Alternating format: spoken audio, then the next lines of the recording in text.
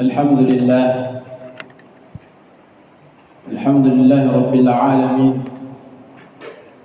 والعاقبة للمتقين ولا عدوان إلا على الظالمين. أشهد أن لا إله إلا الله وحده لا شريك له، وأشهد أن محمدا عبده ورسوله وخليله وصفيه الذي أرسل رسوله بالهدى ودين الحق ليظهره على الدين كله وكفى بالله شهيدا. اللهم صل على سيدنا محمد وعلى آله وأصحابه ومن سار على نهجه إلى يوم الدين. فيا عباد الله، أوصيكم ونفسي بتقوى الله فقد فاز المتقون. وقال الله سبحانه وتعالى في كتابه الكريم وهو أصدق القائلين: أعوذ بالله من الشيطان الرجيم، بسم الله الرحمن الرحيم. يا أيها الذين آمنوا اتقوا الله حق تقاته ولا تموتن إلا وأنتم مسلمون. وقال تعالى أيضا: يا أيها الذين آمنوا اتقوا الله وقولوا قولا سديدا يصلح لكم أعمالكم ويغفر لكم ذنوبكم ومن يطع الله ورسوله فقد فاز فوزا عظيما. وقال تعالى أيضا: وكلا نقص عليك من أنباء الرسل ما نثبت به فؤادك وجاءك في هذه الحق وموعظة وذكرى للمؤمنين. Hamba Allah Subhanahu wa taala yang beriman,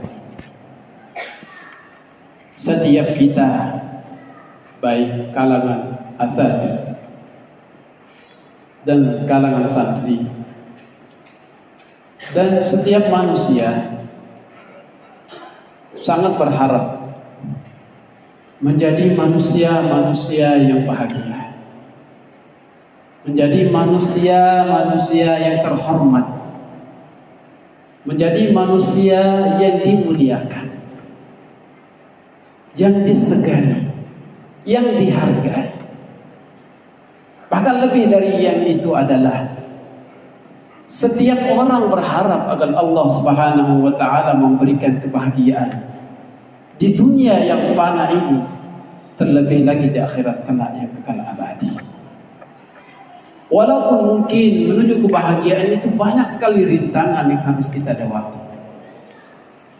Yang bagaimana rintangan yang pertama, terkadang kepala kita ini bosan memikirkan hal-hal yang baik. Kepala kita ini bosan menampung hal-hal yang baik. Karena penuhnya informasi yang setiap hari dia lihat. Informasi yang dia harus simpan di memori yang ada di kepala. Sehingga menyebabkan dia terkadang bosan untuk menyimpan hal-hal yang positif yang mengantarkan dia menuju kepada kebahagiaan. Terkadang juga kadang-kadang kita santri, bahkan kalangan asatidz, setiap ada ceramah atau setiap ada mau'izah atau tazkirah atau nasihat-nasihat yang padahal itu halnya baik sekali, yang akan mengantarkan menuju kebahagiaan, akan tetapi mohon maaf, terkadang kita juga bosan mendengarkan hal tersebut. Bahkan kita bosan mendengarkan lantunan ayat suci Al-Quran, wal'iya'udzubillah. Bahkan mendengarkan arahan nasihat kiai, ustaz dan mubalik terkadang bosan, karena seringnya kita mendengarkan yang baik-baik, sehingga terkadang terjerumus ingin rasanya mendengarkan sesuatu yang negatif, yang bahkan dengan sesuatu yang negatif ini menghantarkan kepada kehinaan. Tetapi begitulah manusia. Dan juga terkadang hati ini bosan mentadaburi nilai-nilai ayat suci Al-Quran, memahami, membaca terjemahnya, menghafalnya, membacanya, terkadang bosan. Hamba Allah Subhanahu wa ta'ala yang budiman. Begitulah kehidupan ini. Sesuatu yang akan menghantarkan menuju kemuliaan terkadang membosankan. Dan ini juga yang pernah terjadi pada zaman-zaman terdahulu. Bukan di kalangan kita saja. Sehingga wajar jikalau Nabi Muhammad sallallahu alaihi wasallam diberikan informasi oleh Allah Subhanahu wa taala, diberikan kisah-kisah tentang umat terdahulu oleh Allah Subhanahu wa taala. Apalagi mohon maaf, santri-santri yang baru datang lihat ustaz-ustaznya marah misalnya, dimarahin lagi, disuruh setoran, disuruh belajar, disuruh sholat, disuruh berjamaah dan sebagainya. Kadang-kadang membosankan. Yakinlah di sana ada kemuliaan. Terkadang juga ustaz-ustaz, guru-guru bukan hanya di Darul Quran mulia, di tempat yang lain juga seperti itu. Bosan mengatur, bosan untuk menyuruh anak-anak, bosan untuk mengajar dan memberikan nasihat dan sebagainya. Begitulah yang terjadi. Bagaimana solusinya? Allah menceritakan, wa kullan naqussu 'alaika min anba'ir rusuli ma nusabbitu bihi fu'adak. Allah Subhanahu wa taala ingin menguatkan Nabi sallallahu alaihi wasallam yang bagaimana beliau adalah figur dari segalanya, menjadi suri teladan terhadap seluruh aktivitas kehidupan manusia. Tetapi mengapa Allah Subhanahu wa taala memberikan motivasi kepada beliau? Tentu khitabnya bukan hanya kepada Nabi sallallahu alaihi wasallam. Kita juga menjadi umat Rasulullah harus bisa mencerna dengan baik apa yang diinginkan oleh Allah Subhanahu wa taala. Wa kullan naqussu 'alaika min anba'ir rusuli ma nusabbitu bihi fu'adak. Wahai Muhammad, telah aku ceritakan kepada engkau tentang kisah para rasul-rasul sebelum engkau. Tujuannya apa? Ma nusabbitu bihi fu'adak, agar hati kamu menjadi kuat menghadapi tantangan, agar istiqomah yang kau miliki semakin matang untuk menyampaikan dakwah, agar semakin kuat engkau berdiri berdakwah kepada Allah dan semakin kuat engkau beribadah kepada Allah Subhanahu wa taala.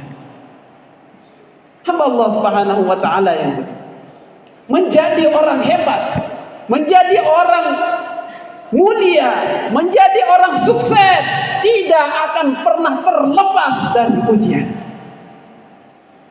Kalau kita tidak memiliki ujian atau tidak pernah mendapat ujian, jangan pernah Anda berharap atau kita berharap menjadi orang sukses pada masa depan. Ujian kita saat ini adalah bagaimana cara melawan malas. Bagaimana harus menghafal Al-Quran, bagaimana harus memurajah Al-Quran. Seorang guru bagaimana anak-anak ini selalu istiqomah dalam kebaikan, kesabaran, dan juga dalam ketaatan kepada Allah Subhanahu wa taala. Hamba Allah Subhanahu wa taala yang beriman. Kalau kita melihat apa yang kurang Rasul sallallahu alaihi wasallam, sabar iya, seorang dai iya, seorang figur iya, seorang pemimpin iya, seorang kepala rumah tangga yang sangat luar biasa iya. Apa yang kurang? Tetapi Allah tetap memberikan motivasi agar menjadi orang hebat, menjadi orang kuat, menjadi memiliki pendirian yang luar biasa. Hamba Allah Subhanahu wa taala yang waja'aka fi hadhihi al-haqqu. Yang lebih unik, semua yang aku ceritakan kepada engkau wahai Muhammad semuanya adalah benar. Dulu ada seorang rasul sebelum engkau diutus, dicaci maki dalam menyampaikan kebaikan, dihinakan. Begitulah proses orang mulia, begitulah proses orang hebat, begitulah orang yang akan memberikan kebaikan. Begitulah proses orang yang akan menjadi dai, harus menjalani apa yang Allah Subhanahu wa taala ujikan kepada hamba Allah Subhanahu wa taala yang beriman. Kalau kita melihat, mohon maaf,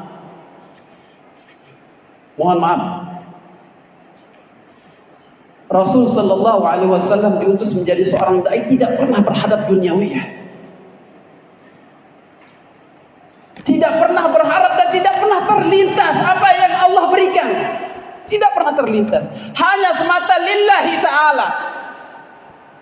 Tetapi apa yang terjadi saat ini? Dunia terbuka untuk Islam. Islam semakin menyebar ke seluruh penjuru dunia. Dan apa yang terjadi? Dunia ditawarkan, dunia itu datang. Tetapi Allah Subhanahu wa ta'ala saat itu ingin tahu sejauh mana keikhlasan Nabi Muhammad sallallahu alaihi wasallam. Walaupun ditawarkan dunia, ditawarkan wanita, ditawarkan tahta saat itu, Nabi Muhammad sallallahu alaihi wasallam bukan tidak menerima. Tetapi Rasulullah tahu apa yang terbaik dalam menjadi seorang dai. Apa yang terbaik menjadi seorang murabbi. Apa yang akan terbaik menjadi seorang guru. Sekiranya Rasulullah menerima tawaran tersebut, tentu dunia ini akan gelap gulita. Tentu dunia ini akan jauh dari nilai-nilai keislaman. Akan jauh dari nilai-nilai cahaya keislaman dan kemuliaan. Oleh karenanya hamba Allah Subhanahu wa ta'ala, kita sebagai seorang dai, kalau hanya bergantung kepada duniawiyah, sungguh tidak ada nilai apa yang kita berikan kepada umat ini. Tetapi yakinlah, jikalau kita bekerja lillahi ta'ala, dunia akan datang. Dunia akan tunduk. Dunia akan diberikan pada Allah Subhanahu wa ta'ala sebagaimana orang-orang sebelum kita. Hamba Allah Subhanahu wa ta'ala yang beriman. Kemudian dari kisah yang Allah Subhanahu wa ta'ala sampaikan kepada Nabi Muhammad sallallahu alaihi wasallam, minimal ada 4 yang saya ingin petik. Yang pertama adalah bagaimana keteladanan keimanan kepada Allah Subhanahu. Yang bagaimana setiap rasul itu bukan tidak ada problem, tidak ada permasalahan, tidak ada ujian, semuanya ada ujian. Tetapi di saat diuji oleh kaumnya, atau dihinakan oleh kaumnya, atau diteror oleh kaumnya, bahkan ingin dibunuh, apa yang terjadi? Menguatkan iman kepada Allah Subhanahu wa ta'ala. Semakin dekat kepada Allah Subhanahu wa ta'ala, semakin kuat ubudiyahnya kepada Allah Subhanahu wa ta'ala, semakin dekat permohonannya kepada Allah Subhanahu wa ta'ala. Mohon maaf, kalau melihat konteks kekinian, di saat manusia Indonesia, negara kita diuji, taruhlah kita sebut, kita tidak menafikan corona. Hak Allah sudah mulai diabaikan. Hak Allah sudah mulai dijauhkan. Apakah ini karakter seorang yang kuat? Tidak. Kita benar ingin menerapkan protokol kesehatan, tapi tidak seharusnya. Ini yang paling prioritas, yang paling utama. Yang paling utama adalah Allah Subhanahu wa ta'ala. Kebesaran Allah yang harus kita besarkan, bukan kebesaran dunia dan kebesaran makhluk yang begitu kecil. Kalau tidak ada yang Allah Subhanahu wa ta'ala berikan kemudaratan kepada seorang hamba, sekalipun tubuhnya akan menjadi korban terbakar, terpotong dan sebagainya, kalau Allah tidak memberikan kemudaratan, tidak akan pernah mati. Betapa banyak orang meninggal dunia sambil duduk tertawa. Betapa banyak orang yang meninggal dunia dalam keadaan makan minum. Betapa banyak orang yang meninggal dalam keadaan sehat dan mudah. Betapa banyak orang yang meninggal tanpa ada sakit dan virus. Hamba Allah Subhanahu wa ta'ala, seorang utusan Allah, selalu mengingat Allah, selalu menguatkan dirinya kepada Allah Subhanahu wa ta'ala. Ibrahim alaihi salatu wassalam, misalnya, bagaimana beliau ada kobaran api. Apa yang ditawarkan oleh malaikat? Membutuhkan pertolongan? Saya tidak. Kalau engkau membutuhkan Allah, saya tidak membutuhkan engkau, tapi saya ingin membutuhkan Allah Subhanahu wa taala. Apa yang terjadi? Kalau dalam logika yang sehat, jikalau orang masuk ke dalam api akan terjadi kebakaran dalam jasad, dan terujung atau paling ujung atau paling akhir dia akan meninggal dunia dalam kebakaran. Tapi logika ini dibalik oleh Allah Subhanahu wa taala. Jikalau Allah yang diutamakan, dunia ini tidak akan mampu memberikan mudarat kepada siapa yang Allah berikan keajaiban. Hamba Allah Subhanahu wa taala yang budiman. Nabi Yunus alaihi salatu wassalam, secara logika, jikalau manusia ditelan oleh ikan, kemudian di sana tidak ada udara, seharusnya Yunus sudah meninggal dunia. Tetapi logika ini dibalik oleh Allah. Semua yang dikehendaki oleh Allah, kun fayakun, terjadilah apa yang Allah inginkan. Yunus tidak meninggal dunia, bahkan diantar ke sebuah negeri yang bagaimana disinilah dia berdakwah kepada Allah Subhanahu wa taala. Oleh karenanya para santri, saat ini engkau diuji, harus meninggalkan orang tua, harus meninggalkan rumah. Yakinlah perjuangan engkau ini tidak akan pernah disia-siakan oleh Allah Subhanahu wa taala. Bersabarlah, karena kesabaran ini nanti akan berujung pada suatu yang membahagiakan kepada orang tua kalian dan juga kepada kalian semua. Kemudian yang kedua, Allah Subhanahu wa taala, bagaimana berdakwahnya atau bagaimana ibadahnya orang-orang terdahulu. Perlu sesekali kita membaca, sesekali kita dengar, sekali-kali kita buka bagaimana ibadah orang-orang yang sukses. Bukan hanya ibadah di saat, Masya Allah, mohon maaf, kalau dalam keadaan bahagia, atau mungkin kalau sudah dijenguk, kalau konteksnya kesantrian, rajinnya itu kalau banyak makanan, atau rajinnya kalau sudah dijenguk, atau rajinnya kalau ustadz-ustadznya lagi baik sama dia. Itu beda. Bukan. Ibadah tidak mengenal waktu, ibadah tidak mengenal suasana, dan ibadah tidak mengenal siapa yang ada di kiri kanan atau di depan belakang. Kita lihat ibadah orang-orang terdahulu, Masya Allah. Kalau tidak terlalu jauh, kita lihat sahabat. Bagaimana sahabat itu, Masya Allah, dalam keadaan harus berpisah dengan keluarga, harus dihukum, kemudian mereka selalu dalam ibadah kepada Allah. Bahkan di saat genting terjadi dalam peperangan, sahabat senantiasa beribadah kepada Allah Subhanahu wa taala. Oleh karenanya hamba Allah Subhanahu wa taala, saya mengingatkan pribadi saya sendiri dan kepada para jamaah, ibadah ini merupakan kekuatan kita.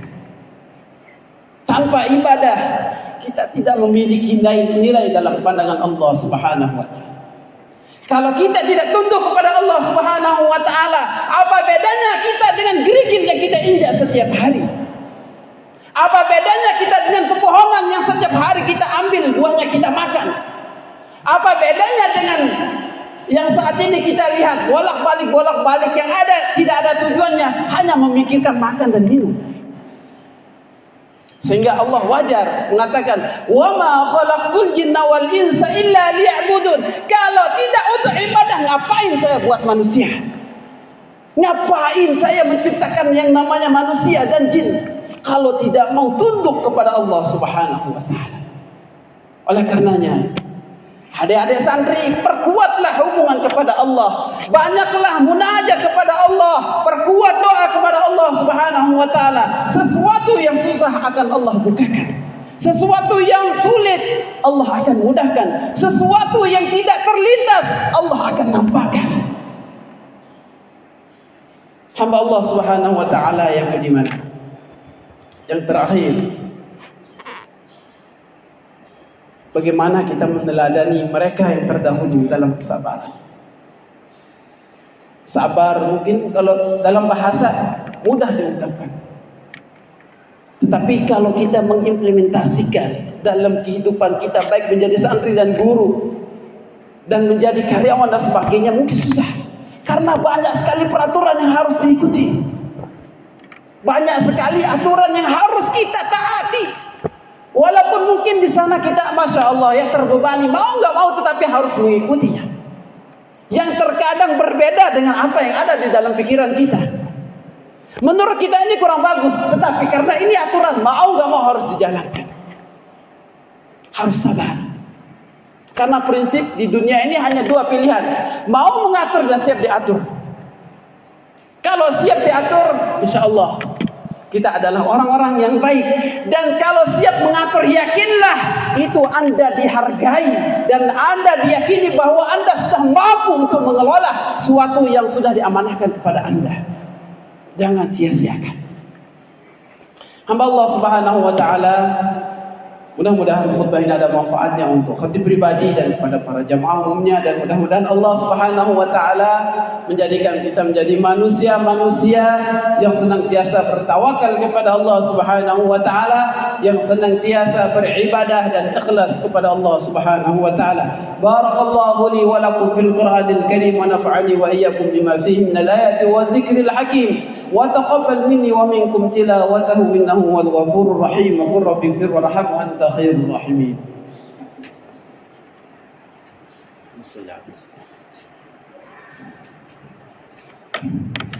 الحمد لله بنعمته تتم الصالحات والصلاة والسلام على رسول الله وعلى آله وأصحابه أجمعين. أشهد أن لا إله إلا الله وحده لا شريك له وأشهد أن محمدا عبده ورسوله لا نبي ولا رسول بعده. اللهم صل على محمد وعلى آله وأصحابه أجمعين. أما بعد فيا عباد الله أوصيكم ونفسي بتقوى الله فقد فاز المتقون. قال الله سبحانه وتعالى في كتابه الكريم وهو أصدق القائلين: أعوذ بالله من الشيطان الرجيم. يا أيها الذين آمنوا اتقوا الله ولتنظر نفس ما قدمت لغد واتقوا الله إن الله خبير بما تعملون. وقال تعالى أيضا: قد أفلح من تزكى وذكر اسم ربه فصلى. وقال تعالى أيضا: قد أفلح من زكاها وقد خاب من دساها. وقال تعالى أيضا: إن الله وملائكته يصلون على النبي يا أيها الذين آمنوا صلوا عليه وسلموا تسليما. اللهم صل على محمد وعلى آله وأصحابه أجمعين. وارض اللهم على أربعة خلفاء الراشدين أبي بكر وعمر وعثمان وعلي وعن بقية الصحابة أجمعين وأنا معهم برحمتك يا أرحم الراحمين. اللهم أعز الإسلام والمسلمين. اللهم أعز الإسلام والمسلمين وأهلك الكفرة والمشركين ودمر أعداءك أعداء الدين. اللهم أصلح أمة محمد صلى الله عليه وسلم وارحم أمة محمد صلى الله عليه وسلم واحفظ واحشر أمة محمد صلى الله عليه وسلم. اللهم أحسن عاقبة في الأمور كلها وأجرنا من خزي الدنيا وعذاب الآخرة. اللهم لا تدع لنا في مقامنا هذا ذنبا إلا غفرته ولا هما إلا فرجته ولا دينا إلا قضيته ولا علما إلا علمته ولا عيبا إلا يسرته ولا عسيرا إلا يسرته برحمتك يا أرحم الراحمين. اللهم أحسن عاقبة في الأمور كلها وأجرنا من خزي الدنيا وعذاب الآخرة. ربنا ظلمنا أنفسنا وإن لم تغفر لنا وترحمنا لنكونن من الخاسرين.